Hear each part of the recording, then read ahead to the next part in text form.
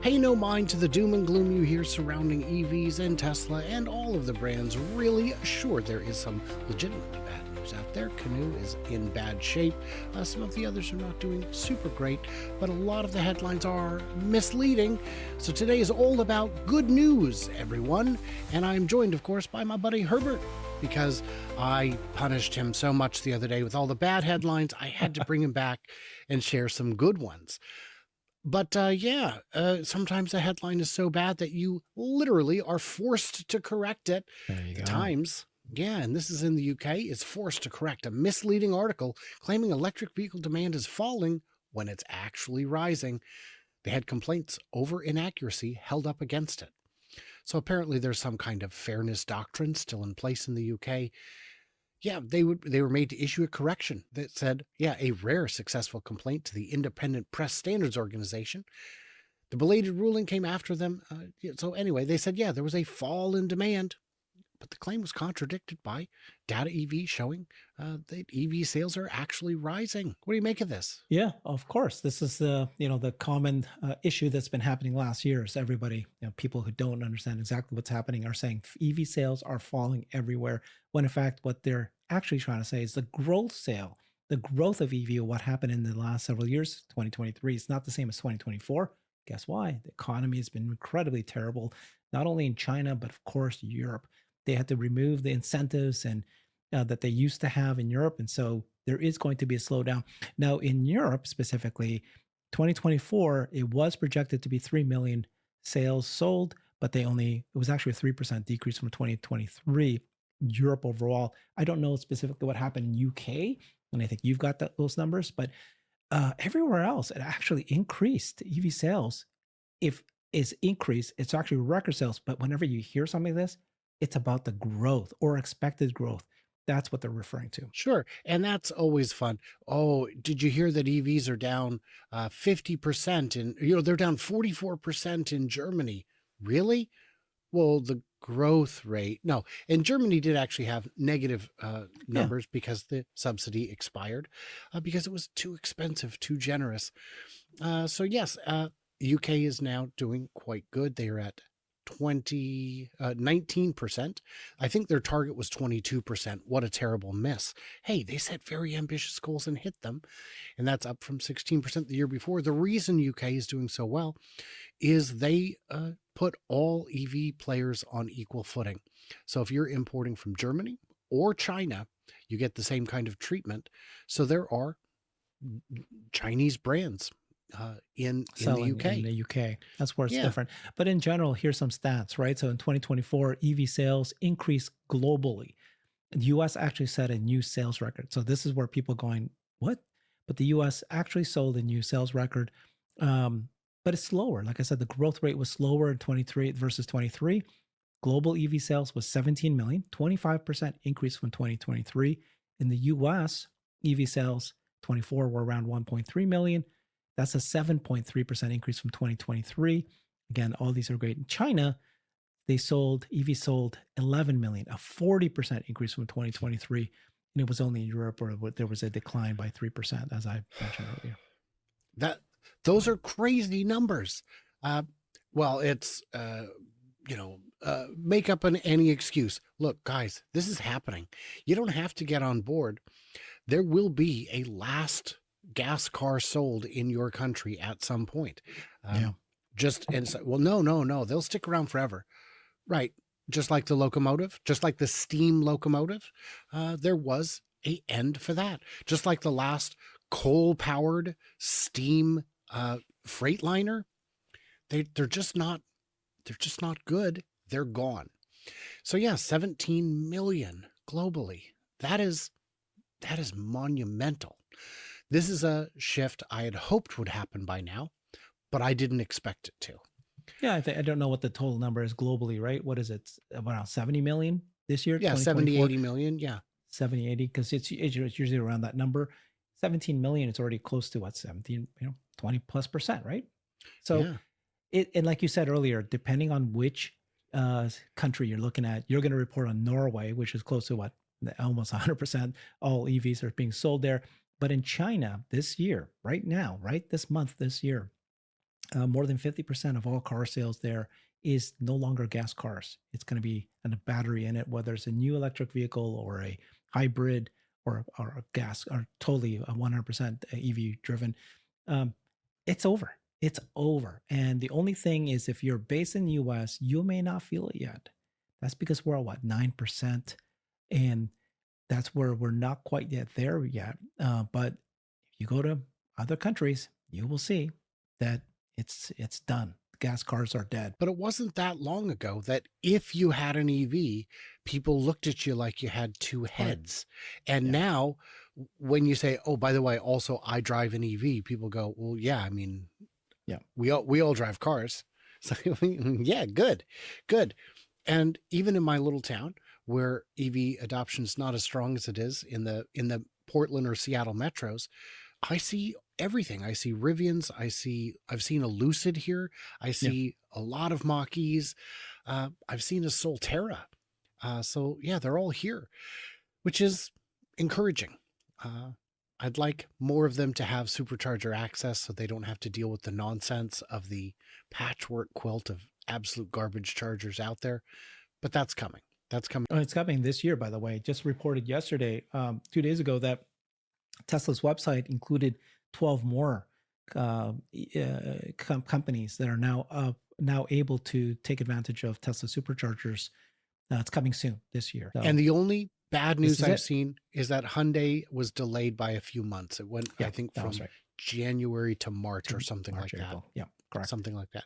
Yeah, and that's not great, but it's fine. It's fine. It's better. You'll appreciate it when it happens. We have more good news. This one is a new news story, but with kind of old information. Trucking company reveals honest takes after drivers trial Tesla semis, even while hauling heavy payloads. Now, this is just a picture. This isn't the Tesla semi, but this is the company that was doing the hauling. Slow and steady wins the race. That appears to be the game plan for the prolonged rollout of the Tesla semi. It is methodically targeting new markets, facilitating new production, and rolling out to new customers. They added a pair of Teslas to their Tesla semis to their fleet and tested them. And you've seen this story. What's fascinating is while the number falls short of a 1.6 kilowatt hour benchmark achieved in Tesla's internal testing, because they got 1.73. So internally, Tesla was able to get 1.6. It's in line with the DHL trial and well ahead of the early projections. When this came out, we were hoping for 2 kilowatt hours per mile, and it's beating that by 12, 13%. That's hard to do. So yeah, this has been actually demoed, actually tested out, and the feedback is favorable. Yeah. Oh, it's more than favorable. Yeah. So it's just another trucking company testing out this. Pepsi, of course, did it really well. DHL. And these guys are only, I think I saw there are just 2 vehicles. They're all just dipping their toes. But once you test this, you're not going to go back. It beats everything compared to any metric you compare it against existing diesel-powered semis. It is so much better in every way.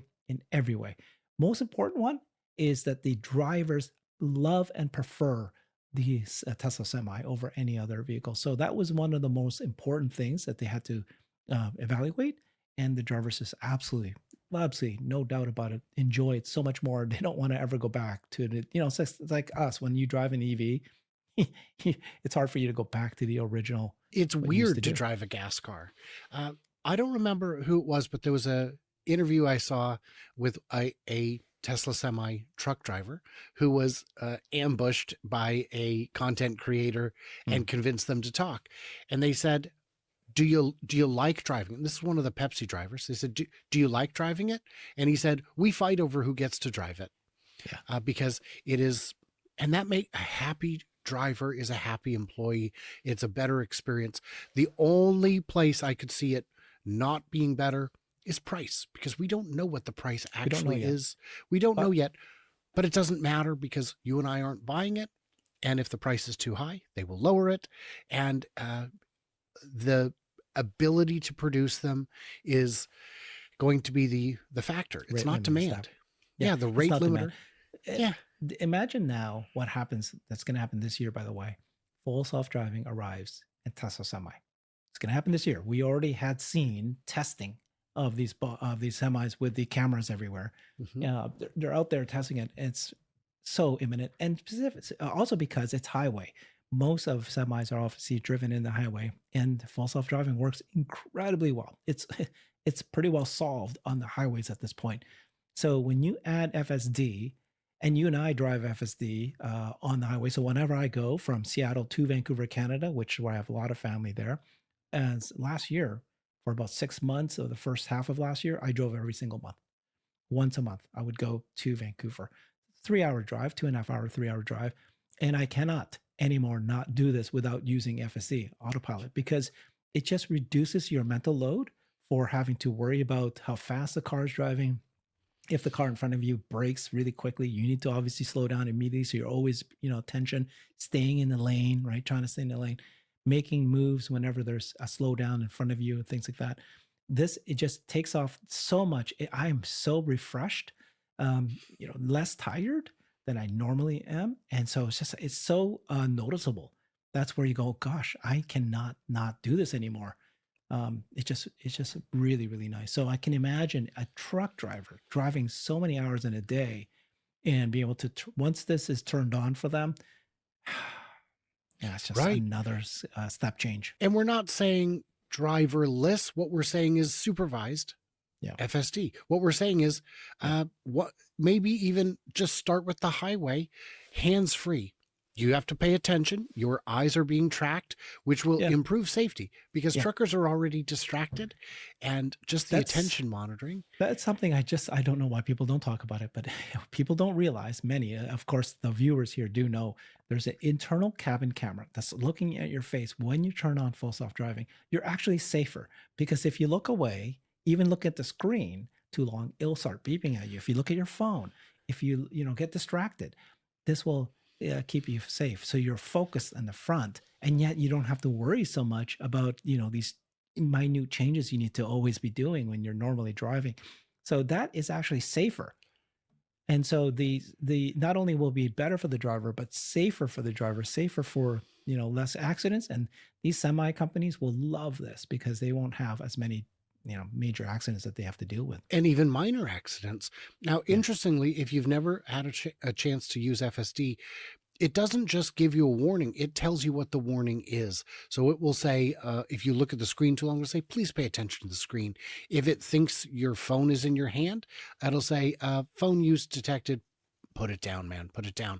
I was wearing a shirt that was black that had white stripes on it, and my hand was situated in a way that was apparently straddling two of the white lines. And it Mm. said, are you holding a phone? I'm like, that's my shirt. I get it. It looks like a phone, but, Mhm.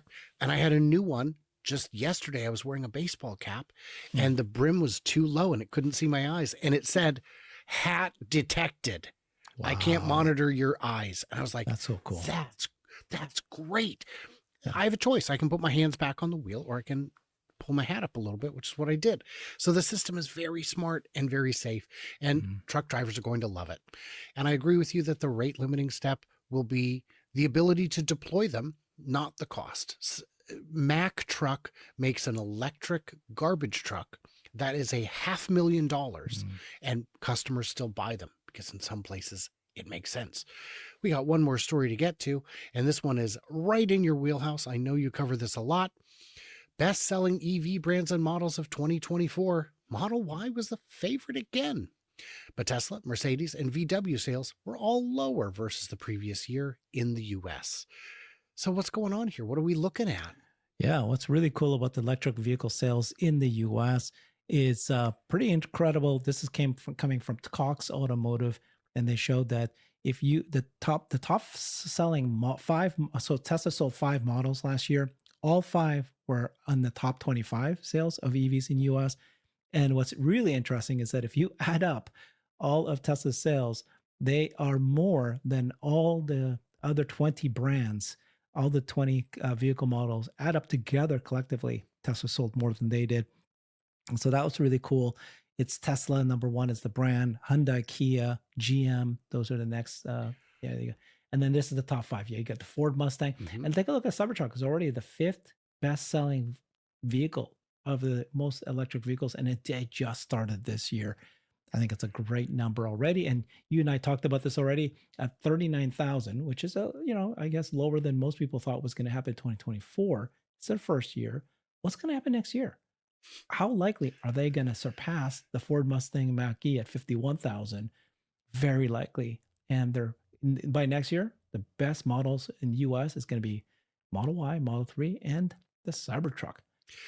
And you got to remember, not only did we just have a substantial price cut on the Cybertruck, which makes it eligible for the IRA, further reducing the price, but based on the IRS eligibility website, we can see that Tesla's planning on making the single motor version perhaps this year. When that happens, it will kick off, I'm confident, a third wave of demand. Yeah. And this is exciting. And when you look here, like the Honda Prologue, that's still GM. That's still made by GM. The Equinox is, Chevy's, of course, GM. Cadillac is GM.